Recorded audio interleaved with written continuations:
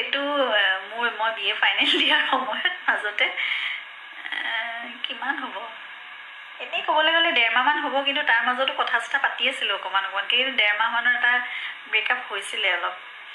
সেইখিনি সময়ত জুবিনে অলপ দুখেৰে কেইটামান গানো লিখিলে। সেইটো নক'বা নক'বা কোনো কথা হিয়া মোৰ ৰহে, সেইটো এটা গান।